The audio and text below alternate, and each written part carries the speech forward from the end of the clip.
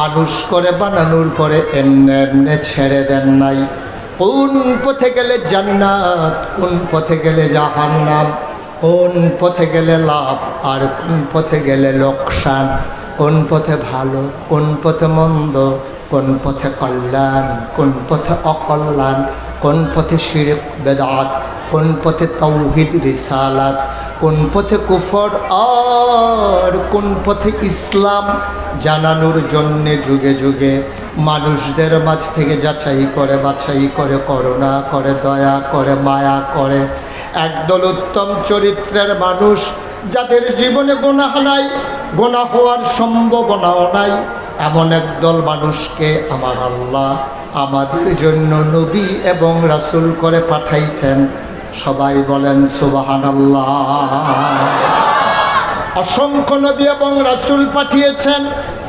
আজকে যার ব্যাপারে আলোচনা মাহফিলের শিরোনাম করা হয়েছে, যার সিরত আলোচনা করার জন্যে, তিনি আর কেউ না, তিনি আপনার আমার নবী আকায়ে নামদার তাজদার মদিনা মুহাম্মদ মুস্তাফা আহমদ মুজতবা সৈয়দুল মুরসালিন খাতামান নবিয়্যিন, মক্কার মতি মদিনার জ্যোতি দু কুলের সাথী, ফখরে মওজুদাত সৈয়দুল আনাম, রহমতে দু আলম, হুজুর পর নূর সাল্লাল্লাহু আলাইহি ওয়াসাল্লাম।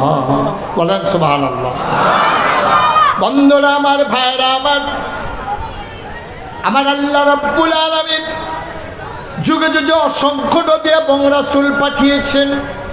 এমন একজন নবী নাই যেই জমানায় যেই নবীকে পাঠানো হয়েছে সকল নবীকে স্পেশাল একটা কোয়ালিটি, অনন্য বৈশিষ্ট্য, শরীয়তের ভাষায় যাকে বলে মুআজিজা আল্লাহ দান করেছেন। একজন নবীও পাবেন না যাদেরকে একটা অনন্য বৈশিষ্ট্য, স্পেশাল কোয়ালিটি, মুআজিজা দান করেন নাই। বলেন সুবহানাল্লাহ। একটু চুপ করাই দিন, আমরা ওই পাশে বাচ্চারা আওয়াজ করে, তোমরা যারা কথা বলতেছো একেবারে চুপ। এই বাচ্চারা ভাই ওইদিকে একটু ছাদের উপরে আওয়াজ করে না, কোথায় একটু দেখেন। জায়গাটা হয়ে গেছে ছোট, মানুষ হয়ে গেছে বেশি, তো ইচ্ছে করলে সমুদ্র তো আর বোতলে ভরা যাবে না।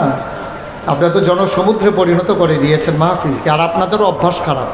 দাওয়াত পাইলে ঘর পিছু একজনে আইলেই হয়, বাকি ভাইও আইছে, বাকি ভাইয়ের ফুতেরও লইছে, তো মানুষ কম হইব কেমনে? ঘর পিছু একজন আইলেও তো বোঝা গেল যে আমরা আছি। একেবারে সুইটটা সাইটটা নায়নাত করবে লইয়া ইয়া হাজির, তো মানুষ তো বাড়বেই। আপনি উঠছেন কেন?